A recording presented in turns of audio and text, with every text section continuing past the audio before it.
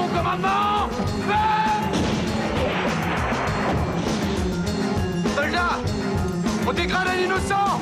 Je vous ai compris. En position de tir!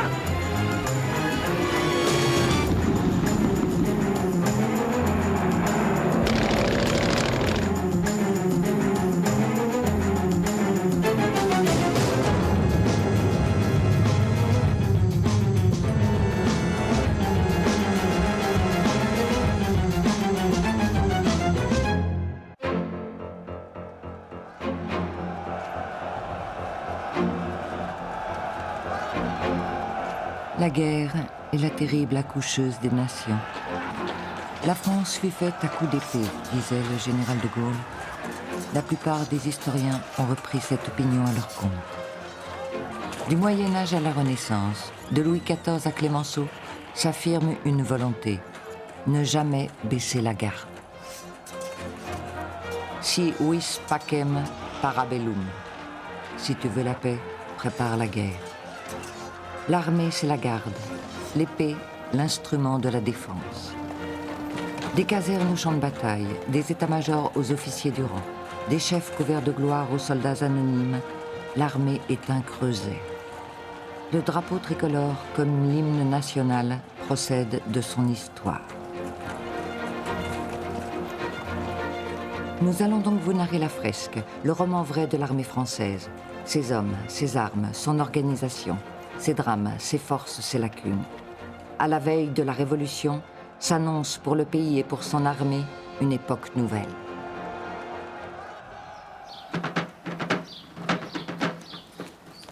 Sous Louis XVI, la France est la première puissance militaire terrestre en Europe. L'armée royale est crainte, respectée, et même copiée au-delà des frontières. L'armée de l'Ancien Régime est d'abord et avant tout une armée professionnelle. La bourgeoisie est très présente dans ce qu'on appelle à l'époque les armes savantes, c'est-à-dire l'artillerie et le génie, qui sont des armes de techniciens, de mathématiciens. Bon. Mais elle est très peu présente dans les armes dites nobles, c'est-à-dire la cavalerie et l'infanterie, qui sont véritablement des chasses gardées de la noblesse, qui ne veut pas laisser les représentants de cette bourgeoisie qui est en plein essor social à l'époque, occuper des postes de responsabilité dans l'armée.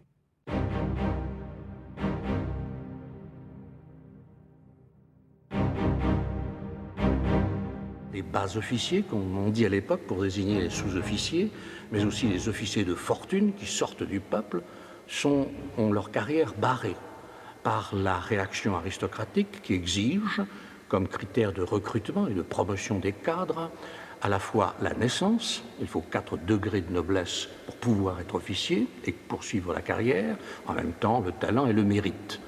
Il y a donc à l'intérieur de cette armée une contestation politique.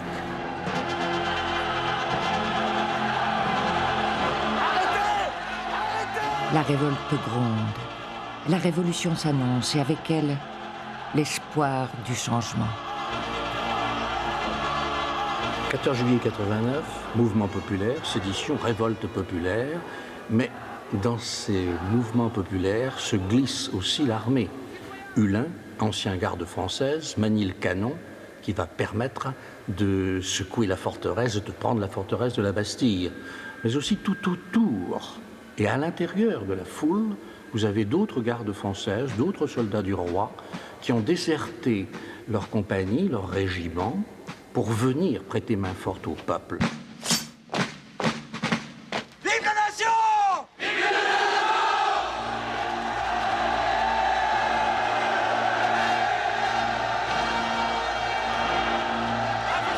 L'armée est partie prenante de la Révolution et au fond c'est une micro-société qui reproduit les déchirements de la société d'Ancien Régime. Dans les casernes, les révoltes éclatent. D'un côté, les soldats issus du tiers-état, de l'autre, les officiers de la noblesse, toujours fidèles au roi. On peut dire que l'armée royale se décompose à la suite de mutineries et de révoltes, aussi bien dans la flotte, d'ailleurs elles sont beaucoup plus virulentes dans la flotte, à Brest, à Toulon. Et là, beaucoup d'officiers de marine émigrent. Dans l'armée de terre, c'est beaucoup moins marqué, l'émigration.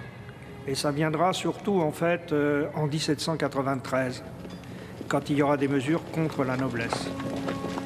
La plupart des officiers qui émigrent rejoignent les monarchies européennes qui menacent d'intervenir contre la France révolutionnaire. Pour vaincre, l'armée française fait appel aux volontaires. Cette armée se transforme. De l'armée du roi, de l'armée de professionnels, on vient à une armée nationale, une armée de masse, une armée qui sort du peuple en révolution. Avec les volontaires de 1791, citoyens soldats, tout change. L'armée se métamorphose. Le corps des officiers se renouvelle. Les promotions sont désormais liées au mérite et à la compétence. Et le principe, d'ailleurs, va être complètement différent dans les armées de la Révolution, puisque c'est un principe électif. Les soldats élisent leurs officiers, du moins pour les officiers des grades, les sous-officiers et les officiers d'un grade inférieur. Pour les grades supérieurs, ils sont élus par les officiers, pas par les soldats. L'élan patriotique est la base de l'enrôlement, le ferment de l'enthousiasme. Ils s'engagent pour défendre la Révolution, qui s'incarne dans un territoire, mais je crois qu'il faut bien penser que la patrie, à ce moment-là, c'est aussi la Révolution. C'est-à-dire, ce sont des valeurs politiques. Si vous voulez, il y a la notion très forte qu'on est en train de créer un monde nouveau, un homme régénéré, et d'autre part, on a la conscience d'être menacé, et c'est le cas, par toute l'Europe coalisée. Par conséquent, il faut vraiment défendre les armes à la main, cette liberté, cette égalité, cette révolution. Le 20 avril 1792, la guerre est déclarée. Pour affronter les troupes des monarchies coalisées, les volontaires, mal équipés et mal instruits, rejoignent une armée française riche en effectifs et sûre de sa force morale. Ce qui caractérise la Révolution, enfin les bataillons de la Révolution, c'est l'amalgame.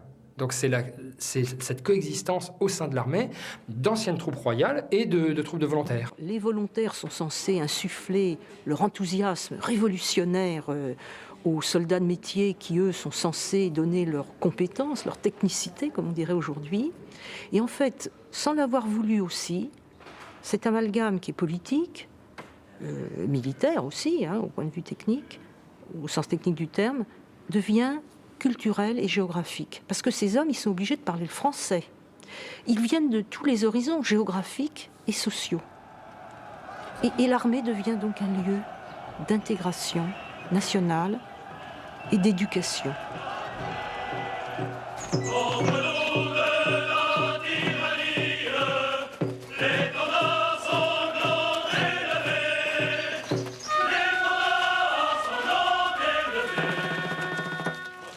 Dans les camps d'entraînement, on apprend les chants, qui après vont resservir bien sûr sur les champs de bataille, ce sont les chants patriotiques, la Marseillaise, les cris « Vive la nation, vive la République », le Ça ira, la Carmagnole, bon, tout ça qu'on retrouve y compris à l'époque de l'Empire. Plus le citoyen sera motivé, plus l'armée sera efficace.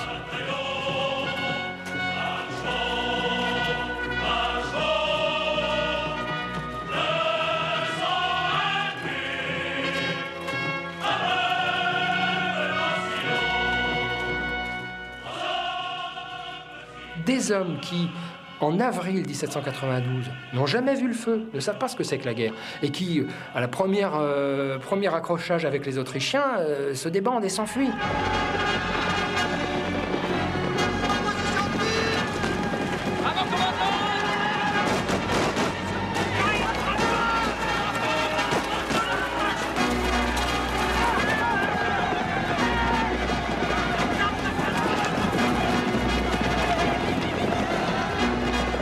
Quelques semaines plus tard, ils commencent déjà à moins reculer. Et puis un peu plus tard encore, ils commencent à avoir du métier, de l'expérience. Ils sont aguerris par la vie dure, marcher sous la pluie, dans la neige, dormir dans l'eau, dans la boue, etc. Et puis ils commencent à moins avoir peur quand ils entendent le canon, la mitraille, la fusillade, etc. Et ils vont reculer de moins en moins, jusqu'à pour arriver au 20 septembre 1792 à Valmy, donc quelques mois plus tard. Là, ils reculent plus du tout.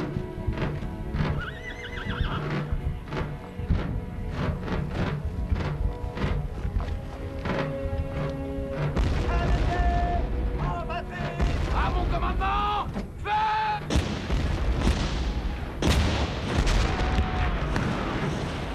En position de tir! Tire!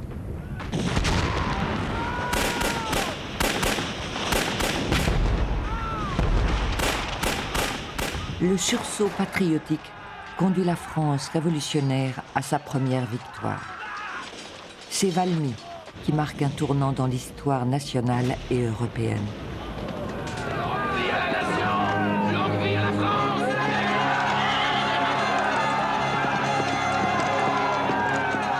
Ce cri de Vive la Nation qui a bien résonné aux oreilles de Goethe. À partir de ce jour et de ce lieu commence une ère nouvelle. Une ère nouvelle, c'est la guerre des peuples contre les rois. Ce ne sont plus des rois qui se battent contre des rois, ce sont des peuples qui se battent contre des tyrans.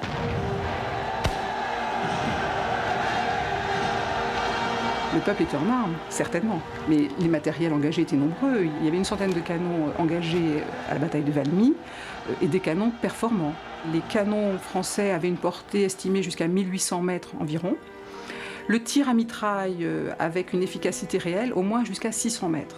En face, les Prussiens n'avaient pas cet instrument. Ils ne disposaient pas de cet outil, et donc leur tir à boulet n'était pas efficace au-delà de 1000 mètres. Les Français qui pouvaient tirer juste 2 fois plus loin l'ont emporté.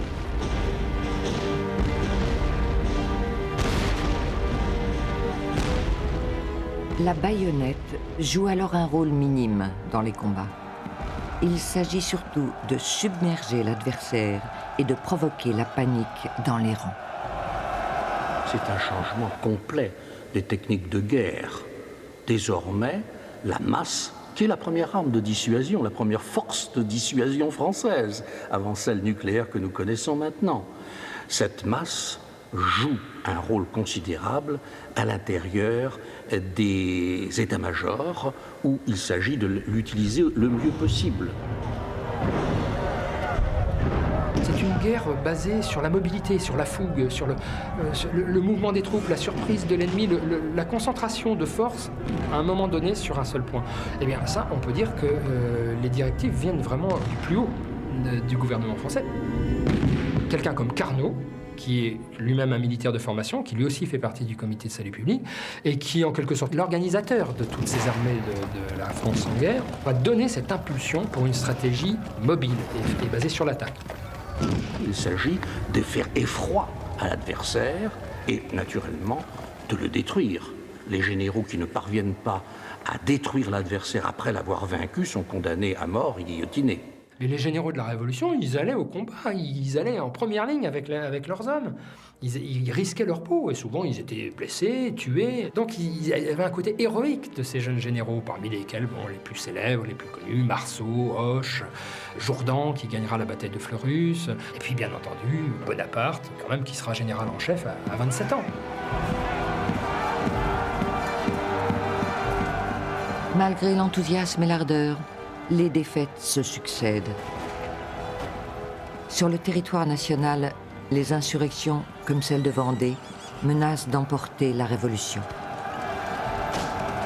Devant le manque d'armes, de munitions dont vont souffrir cruellement les soldats, le manque de souliers aussi, il va se mettre en place dans toute la France républicaine un extraordinaire mouvement de mobilisation de tout le peuple. D'ailleurs, c'est ce que décrète le comité de salut public quand il dit que tout homme et toute femme seront quasiment en état de réquisition. Les jeunes hommes iront au combat, les hommes mûrs fabriqueront des armes et feront des convoiements de munitions vers le front, les femmes fabriqueront des vêtements, soigneront les blessés, et les vieillards se feront porter sur les places publiques pour exciter l'ardeur des jeunes enfants qui seront des futurs soldats. Donc vous voyez, il y a une espèce d'idée, un idéal un peu spartiate aussi, un peu antique, d'une cité en armes.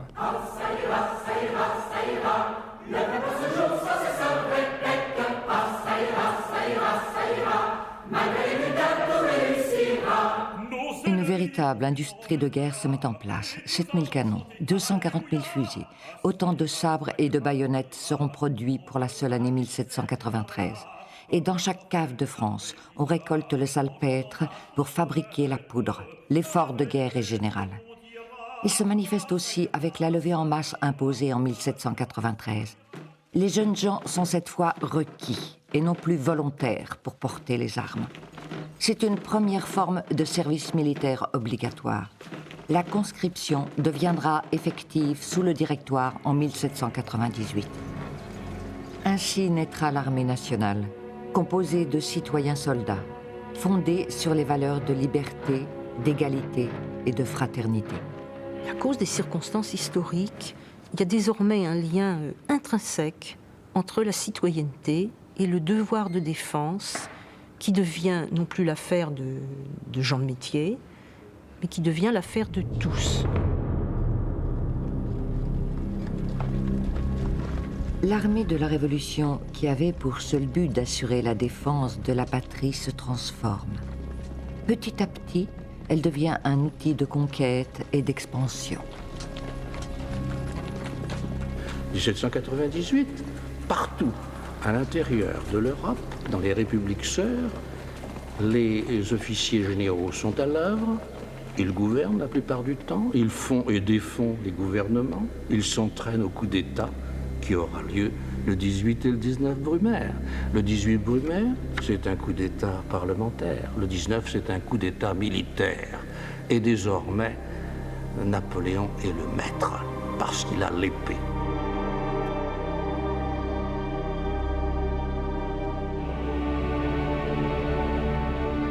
Et la grande armée suivra bientôt Napoléon sur toutes les routes d'Europe, au nom de Vive l'Empereur. Il crée le corps d'armée, soit un ensemble de 20 à 30 000 hommes réunissant plusieurs divisions d'infanterie, d'artillerie et de cavalerie, toutes placées sous l'autorité d'un seul homme, souvent un maréchal. On a une petite armée autonome qui peut très bien se battre toute seule et tenir une journée contre l'armée ennemie, le temps que les autres corps d'armée puissent le rejoindre. Donc on a quelque chose de plus centralisé de manière interne, mais de très autonome, qui peut et qui est capable de se battre tout seul. Dans ce corps d'armée qui était permanent, tout le monde connaissait tout le monde connaissait les chefs. Avec cette confiance, parce qu'ils avaient l'habitude de se battre ensemble, il est certain qu'ils ont beaucoup mieux combattu. Les étrangers qui continuaient au début de l'Empire à se battre avec leur multitude de régiments n'avaient pas compris ça et ils se sont fait battre complètement.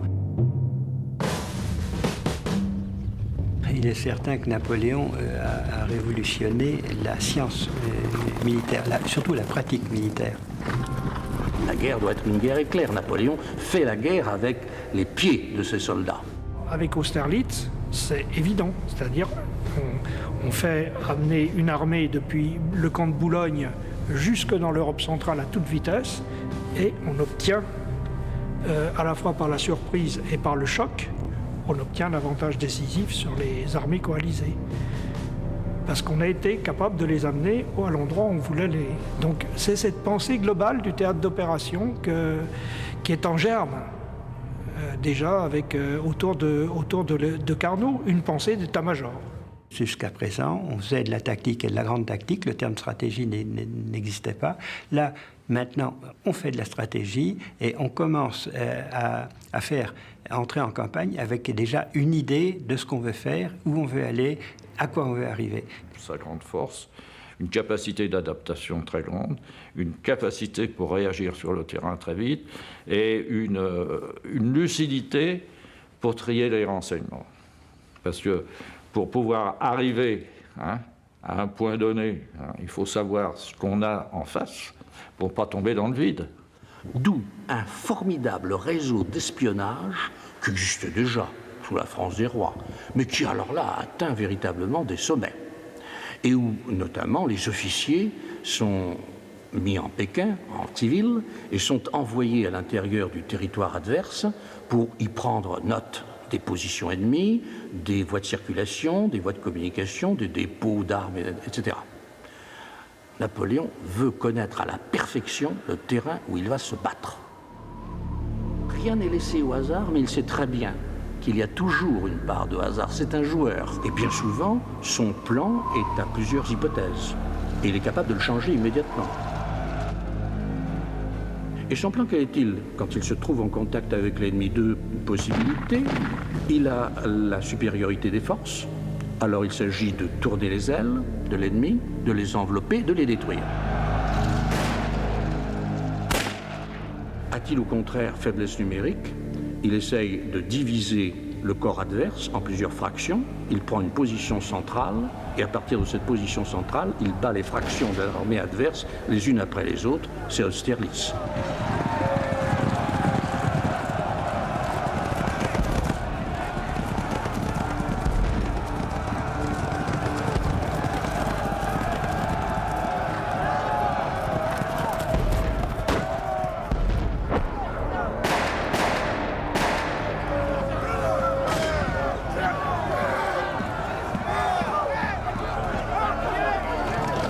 Nous sommes à la fin de la bataille d'Austerlitz et tout le génie du peintre a consisté à montrer précisément l'élan, la fougue, l'enthousiasme encore qui remplit le cœur de ses combattants, apportant à Napoléon les drapeaux enlevés aux Russes.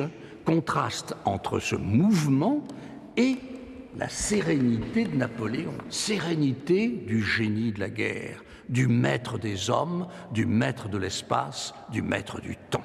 Il y a là véritablement une capacité à représenter cette gloire napoléonienne, cette gloire militaire, ce génie militaire, non seulement pour le culte personnel de Napoléon Bonaparte, mais dans un but de propagande. On a besoin de vous pour aller au combat. Jeunes conscrits, ne partez pas dans l'insoumission, ne versez pas dans les rangs des réfractaires, ne levez pas le drapeau du refus, soyez sur le chemin de l'honneur. Et les nouvelles recrues, exaltées par les discours et les comptes rendus lyriques des bulletins de la Grande Armée, entraînées par les vétérans, ces grognards qui allient désormais le culte de Napoléon à celui de la Révolution, se laisseront convaincre. Eux aussi se battront pour l'empereur. Et il a véritablement ce génie de savoir parler avec ses soldats, de mélanger à la fois l'autorité qui convient à un chef et une camaraderie ou un paternalisme à l'égard de ses hommes. Il parcourt le champ de bataille, se fait dire le nom d'un tel et un tel, s'approche du grognard, le désigne par son nom, et l'autre est persuadé qu'on vient de le reconnaître. Il lui rappelle les batailles qu'il a vécues avec lui en Égypte ou en Italie. Et puis il mange la pomme de terre, il graisse la marmite, c'est-à-dire qu'il paye un peu d'alcool, comme le font les bons soldats quand ils se retrouvent à l'intérieur de leur unité. Il sait leur parler.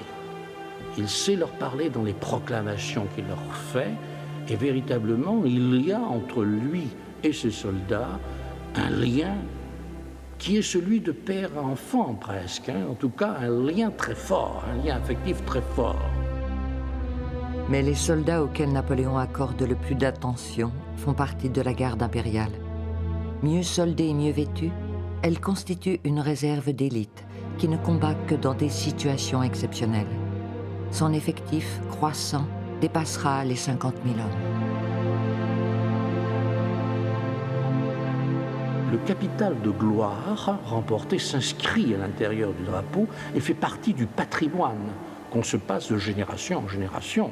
Et aussi l'inscription « Honneur et patrie », c'est inscrit dans leur drapeau, c'est inscrit aussi dans leur mémoire.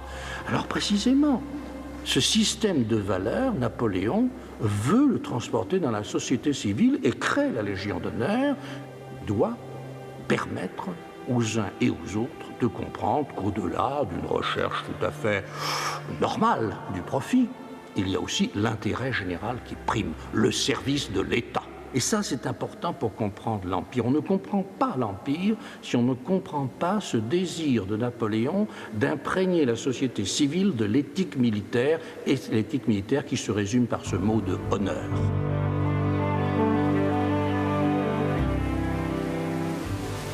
Les ambitions de Napoléon sont aussi maritimes. Il va s'employer à redresser une marine mise à mal, avec notamment la création des préfectures maritimes.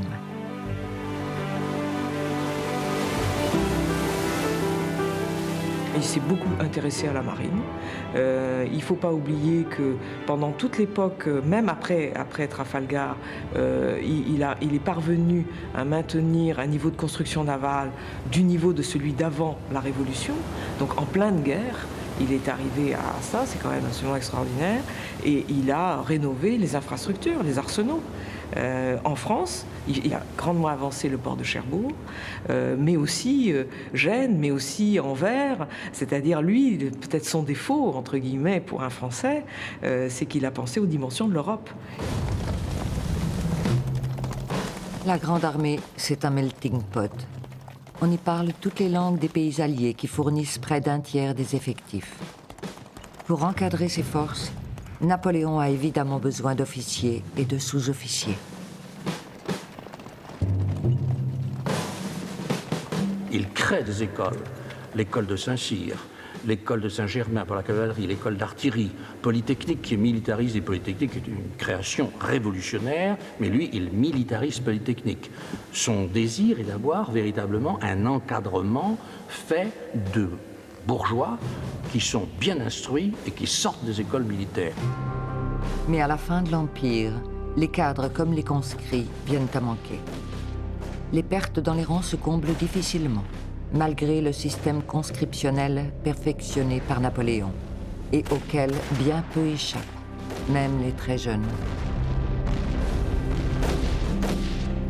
La conscription, le processus de conscription ne marche pas si mal jusqu'en 1810-1812, même s'il y a des départements difficiles, ce qui explique que Napoléon se croit tout permis dans la demande d'effectifs.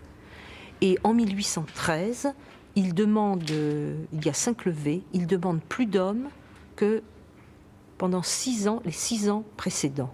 Et c'est là où la légende noire de l'ogre de Corse se développe, et c'est ce qui rend la conscription très impopulaire à la fin du régime.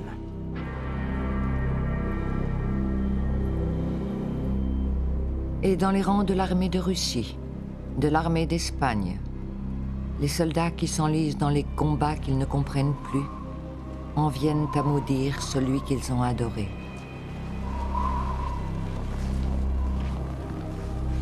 La force morale, elle n'est plus de son côté à la fin de l'Empire. Le phénomène du patriotisme, il est passé de quel côté? Il est passé du côté des Espagnols, il est passé du côté des Allemands. Et d'autre part, la Grande Armée est une armée multinationale, on pourrait dire. Donc ça affaiblit également le patriotisme, avec un grand nombre de régiments qui viennent de territoires occupés. La motivation n'est pas la même.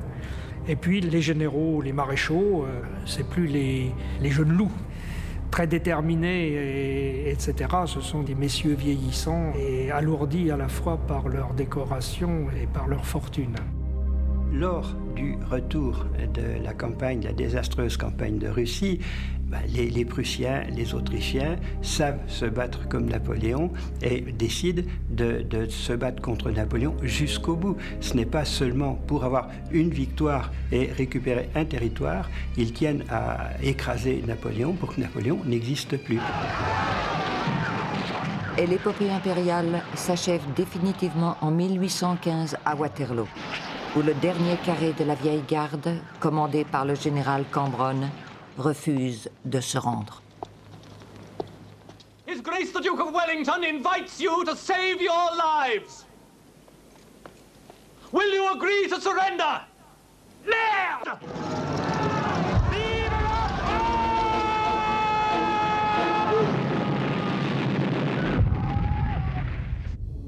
Après les 900 000 morts des guerres napoléoniennes qui laissent un pays exsangue, il s'agira d'effacer toutes les traces de la Révolution et de l'Empire et de renouveler l'armée en l'attachant au nouveau régime qui rétablit Louis XVIII.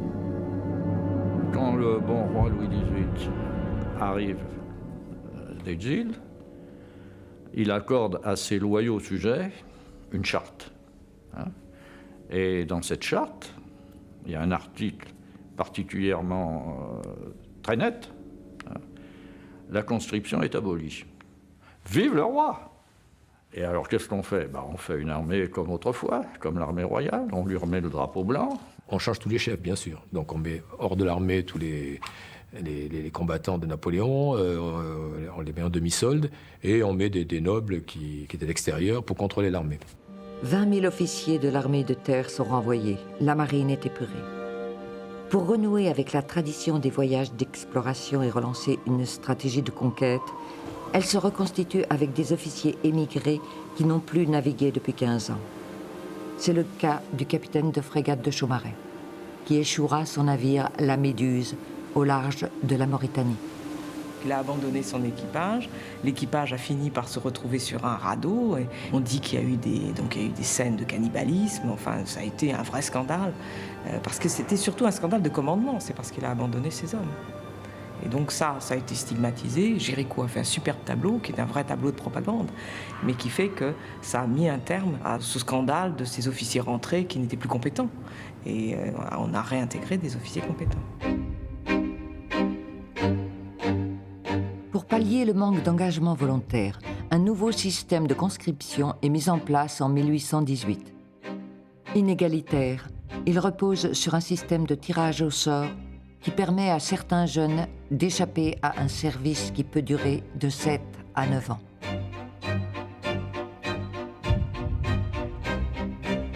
Les jeunes gens des élites qui ont tiré un mauvais numéro disent « mais ça brise notre vie, ça brise nos études, ça brise l'entrée dans une carrière. Par exemple, si on prend un cabinet d'avocats, que faire ?» Donc, ils essaient d'échapper au mauvais numéro et surtout à la longueur du service. Et par conséquent, ils achètent un remplaçant. Il y a des compagnies qui cherchent des remplaçants, qui mettent en rapport les remplaçants et les remplacés. Les hommes politiques qui sont hostiles à la conscription inégalitaire des monarchies censitaires et du Second Empire s'élèvent contre le remplacement. Ils l'appellent « traite des Blancs ». Les militaires ne sont pas non plus très favorables aux remplaçants parce qu'ils estiment que souvent ce sont des mauvais sujets qui s'engagent. Mais la majeure partie de la société française ne refuse pas le remplacement. Avec des conscrits qui très souvent se réengagent, l'armée au XIXe siècle est quasiment professionnelle. Elle sera appelée à opérer à l'étranger. Si vous voulez, on peut dire que cette période est dominée par un fait diplomatique qui est majeur depuis 1815. En fait, c'est que depuis 1815, la France ne peut plus mener d'opérations en Europe. Donc lorsque le gouvernement de Charles X a eu l'idée de faire une opération de prestige, il a pensé à l'Algérie.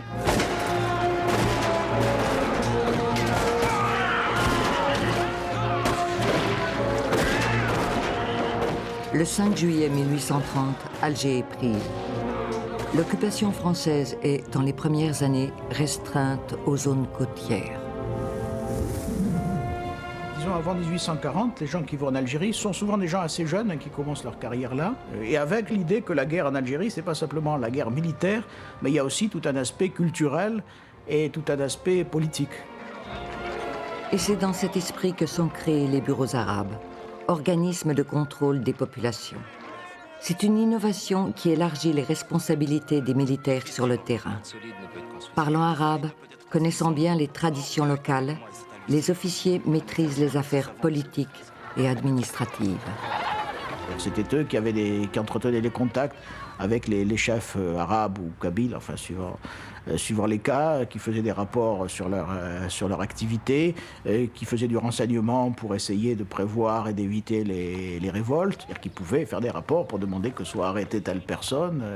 Ils avaient une garde personnelle avec laquelle ils parcouraient le pays, avec laquelle ils se battaient quelquefois. Oui, il y avait aussi un aspect de domination, hein, c'était pas uniquement un aspect de contrôle ou un aspect social. Il y avait aussi l'aspect dominateur qui était peut-être le plus important. À l'origine, le contingent français compte 10 000 hommes. À partir de 1840, ils seront près de 100 000. C'est avec cette force que le général Bugeaud assure la nouvelle mission qui lui est confiée: défaire l'émir Abdelkader et conquérir l'Algérie tout entière.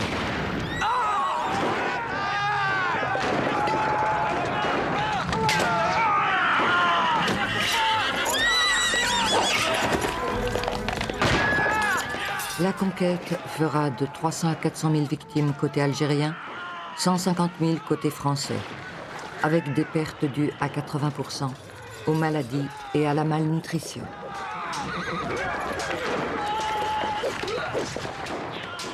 La razzia, on l'avait pratiquée avant, mais là, l'idée étant qu'il faut conquérir tout le pays, évidemment, on l'amène sur beaucoup plus grande échelle. Quand une troupe arrive dans une région soi-disant insoumise, bon, on casse tout.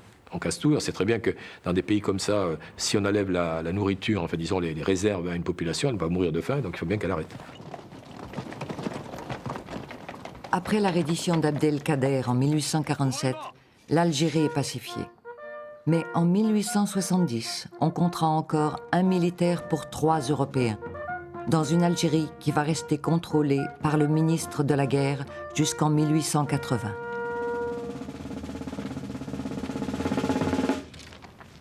Disons qu'on a conforté sans doute un modèle autoritaire de gouvernement ou de commandement qui existait avant la colonisation et que la colonisation a poursuivi. Tandis qu'une partie de l'armée opère en Algérie, celle de métropole est confrontée à une nouvelle mission, le maintien de l'ordre social.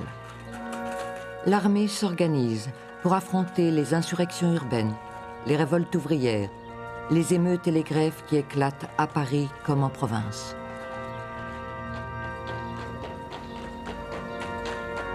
À l'époque, il n'y a pas de gendarme mobile, il n'y a pas de CRS, c'est vraiment c'est la troupe qui doit régler les problèmes. Le combat se fait dans les rues, ou maison par maison, barricade par barricade. L'armée reconquiert les quartiers insurgés. La troupe arrive et puis elle dégage au coup de canon les barricades, elle prend l'assaut et puis tout ce qui tourne un peu autour, hommes, femmes, autres, de temps en temps, ils y passent, quoi. Donc pour ce faire, il faut qu'il n'y ait pas d'état d'âme, mais une discipline totale. C'est-à-dire donc il n'y a pas de possibilité de discuter un ordre. Le maintien de l'ordre, c'est jamais une mission très, j'allais dire, honorable. C'est-à-dire ça ne correspond pas, si vous voulez, avec l'éthique initiale de l'officier qui est là pour défendre le territoire national. Le militaire obéit et en échange, il obtient un statut qui le protège et le met à l'abri des changements de régime. Il ne pourra désormais plus être démis pour ses opinions politiques. La loi de 1834 donne aux officiers de carrière, de métier, un avantage que les fonctionnaires civils n'auront pas avant longtemps. Ils deviennent propriétaires de leur grade. Et cette loi de 1834 a été conservée jusqu'en 1972. En 1972, on ne l'a pas supprimée, on l'a améliorée, on l'a étendue. L'avancement de la carrière est prévu. On peut les éliminer que pour des raisons très précises qui figurent dans le statut. Alors ça crée une armée, fatalement, qui est asservie par le fonctionnariat, et ensuite, à ce moment-là, c'est comme par hasard, c'est le moment où les règlements deviennent les plus drastiques.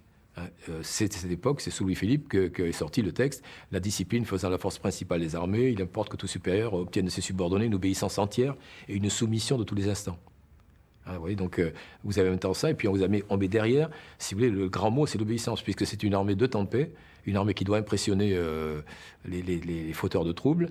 Et résultat, on a fait une armée de soldats de bois, enfin une armée de défilés qui va s'astiquer tous les jours, qui est impeccable. Donc, comme disait le maréchal Castellane, bon, l'important c'est l'obéissance. Si un jour on me demande que toute l'armée soit mis en charentaise, je la mettrai en charentaise. Et donc là, on est vraiment dans la militarisation. Enfin, ça n'a plus rien de guerrier. C'est simplement un outil qui doit impressionner de maintien de l'ordre par sa façon, par ses défilés, et puis qui, le cas échéant, doit aller dans les rues. Et si on tire, on tire. Il n'y a pas d'état d'âme.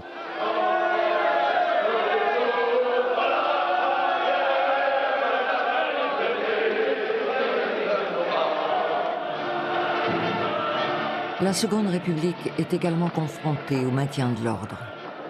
Les insurrections parisiennes de juin 1848, après 3 jours de violents combats, laisseront des milliers de morts côté insurgés, 600 côté soldats, dont 6 généraux. L'armée assure aussi la réussite du coup d'État de 1851 qui porte Napoléon III au pouvoir. Napoléon III, quand il a annoncé dans le discours de Bordeaux en 1852 l'Empire c'est la paix, et bien en fin de compte, il faut bien le dire, l'Empire ça va être la guerre. Napoléon III multiplie les interventions militaires. À la guerre de Crimée succède celle d'Italie. Des opérations sont menées en Syrie, en Chine, en Cochinchine, et même au-delà de l'Atlantique, avec l'expédition du Mexique. Si l'armée de terre fournit un corps expéditionnaire important, la coopération navale est indispensable pour lui assurer les moyens de transport, de protection, de blocus ou au besoin d'appui-feu. Napoléon III va alors s'employer à développer la marine, à la rendre puissante. Le régime impérial fait basculer la marine traditionnelle dans l'ère moderne des cuirassés. Navires à hélices propulsés à la vapeur et aux coques recouvertes de blindage. C'était une vraie volonté politique, mais aussi un consensus au sein de la marine pour lever le gant vis-à-vis de l'Angleterre. L'introduction de la vapeur sur les bâtiments à voile a été considérée comme une monstruosité par de nombreux officiers de marine. Donc, parce que tout simplement, il faut introduire un autre type de population, c'est-à-dire des hommes qui viennent des ateliers, donc qui ne sont pas vraiment marins, donc les fameux terriens finalement, parce que tout simplement, ils ont des compétences en mécanique. Donc, on va introduire des mécaniciens sur les bâtiments de guerre. Il a fallu complètement revoir complètement tout, c'est-à-dire il faut un officier a pu commencer sa carrière sur un bâtiment à voile, tirant des obus pleins par les sabords, et finir sur un bâtiment en fer avec une artillerie se chargeant par la culasse. Enfin, c'était une révolution exceptionnelle qui a nécessité que les hommes s'adaptent à cette révolution. Donc peu à peu, on crée des spécialités. On crée les fusiliers marins, on crée les canonniers, on crée même les timoniers, parce que finalement, maintenant, la gestion des signaux, etc., se modifie. La vapeur donne également les moyens de conquête. On a créé des canonnières. Et là, on a un instrument donc à vapeur, petit bâtiment, qui est armé avec des canons et d'armes à tir rapide. Et là, on a l'instrument de la conquête, parce qu'on a l'instrument qui remonte les fleuves.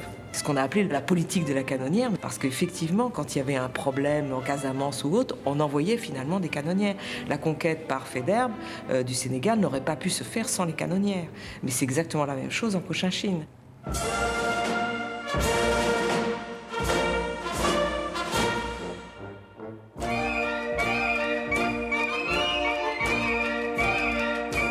Dans l'ensemble, les Français sont assez fiers d'abord de leur armée, qui est toujours considérée comme une des meilleures armées d'Europe, hein, bon, ce qui est vrai d'ailleurs, donc ils en sont assez satisfaits. C'est une armée, en effet, qu'on voit, parce qu'elle défile dans les rues, elle a encore de beaux uniformes.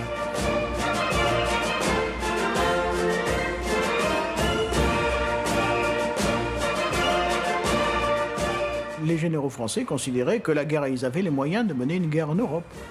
Et après tout, ils avaient réussi à battre l'armée russe à Sébastopol, donc c'était un succès.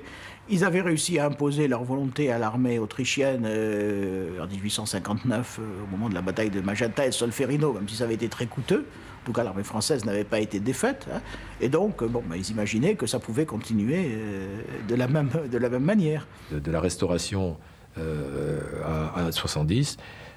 Allez, disons, on a vécu un peu sur une illusion d'une armée très belle, mais en définitive, derrière, la science de la guerre n'était pas là. Parce que l'objectif politique, et peut-être aussi des chefs militaires, n'était pas de s'intéresser à la question. C'est une armée qui est fabriquée par une administration, il n'y a aucun aspect d'état-major, il n'y a rien du tout, comme par exemple l'armée allemande qui a fabriqué une académie de guerre et tout. En France, c'est du baratin, tout ça. Les généraux français, ils ont de la peine à lire les cartes, ils ont de la peine à concentrer leurs troupes, ils ont de la peine à imaginer des manœuvres d'ensemble. Hein, et donc là, ils sont surclassés par les généraux allemands. En 1870, l'armée prussienne est une armée prête à la guerre, entraînée, avec du matériel nouveau, très performant, que les Français avaient déjà, mais à l'état de prototype. Il y a là vraiment une avance considérable de l'armée prussienne qui présente sur le champ de bataille des canons en acier, ce nouveau matériau résistant, facile à mettre en œuvre, économique pratiquement, et puis surtout ce chargement par la culasse, par l'arrière, qui permet une cadence de tir très élevée et qui fera la différence. Les Français, eux, en 1870, ont aligné essentiellement des canons en bronze, avec un chargement par la bouche et donc une cadence de tir réduite. Sans compter que les Français n'ont aligné que 900 canons, alors que les Prussiens en avaient plus de 2000, c'est-à-dire plus du double.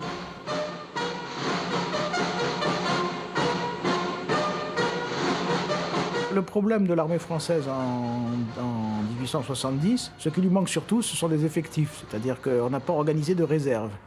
Hein, donc on a une armée de première ligne qui est une armée relativement, qui est de bonne qualité, mais on ne peut pas rappeler de suffisamment de troupes pour pouvoir la renforcer en cas de conflit. Donc on est en infériorité numérique vis-à-vis des Prussiens. La mobilisation est complètement loupée et les Prussiens arrivent très, très nettement en force aux frontières sans qu'on soit véritablement en état de bien les recevoir. Et ce qui va faire la défaite des troupes françaises en 1870, en effet, c'est lorsqu'elles vont affronter les troupes allemandes, elles ne seront pas inférieures aux troupes allemandes, et même elles remporteront des succès tactiques, mais ces succès ne seront jamais exploités parce que les généraux français ne savent pas mouvoir de grandes armées sur le terrain.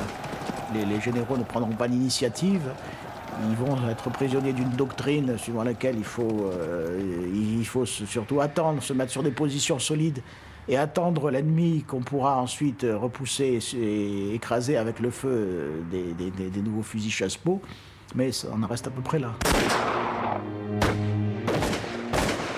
Malgré des actes de résistance, des charges de cavalerie héroïques et des sacrifices, l'armée impériale s'effondre en un mois.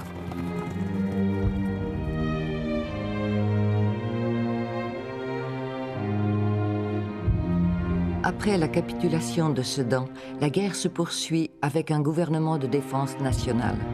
L'armée est renforcée par 600 000 volontaires, engagés pour défendre la patrie. Mais l'élan patriotique ne suffira pas. L'armistice est signé avec la Prusse. Tous ne vont pas l'accepter.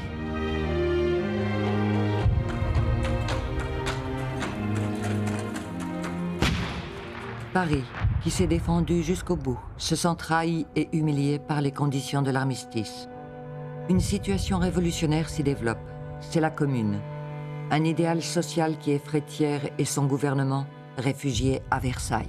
Les généraux font partie de la bourgeoisie et ils considèrent, comme la presque totalité de la bourgeoisie française, que la Commune est une révolution sociale qui est extrêmement dangereuse et qu'il faut réprimer. L'idée de Thiers, ça a été de laisser se développer l'insurrection dans Paris, de façon à ensuite pouvoir occuper toute la ville. C'est une classique guerre civile. Le problème, c'est que dans le cadre de cette reprise de Paris, va se développer une répression extraordinairement féroce. Il va y avoir des massacres organisés avec tribunaux militaires expéditifs qui condamnent à mort à tour de bras. Nous sommes devant le mur des fédérés, au cimetière du Père-Lachaise. Là, les 27, 28 mai, on a fusillé par journée de 150. Après de violents combats qui culminent pendant la semaine sanglante, l'armée de Versailles reprend Paris, quartier par quartier. 20 à 30 000 communards seront fusillés, des dizaines de milliers déportés en Algérie et en Nouvelle-Calédonie. pour la première fois au XIXe siècle, ça se répétera plus tard, vous avez un massacre, une tuerie, un crime de guerre organisé, perpétré par une armée régulière, régulièrement commandée par un certain nombre d'officiers qui en sont responsables. La Commune sera un événement vite effacé de la mémoire nationale. L'armée n'a plus qu'un objectif, se reconstituer en tirant des enseignements de la défaite. Pendant toute cette époque-là, l'armée est orientée essentiellement vers une réorganisation propre qui lui permette de préparer la revanche. Et la revanche, ça veut dire la récupération d'une frontière naturelle sur le Rhin, c'est la récupération d'Alsace-Lorraine. S'appuyant sur le réveil du sentiment national, la Troisième République va s'employer à rénover l'outil militaire et à réfléchir aux conditions du redressement de la nation.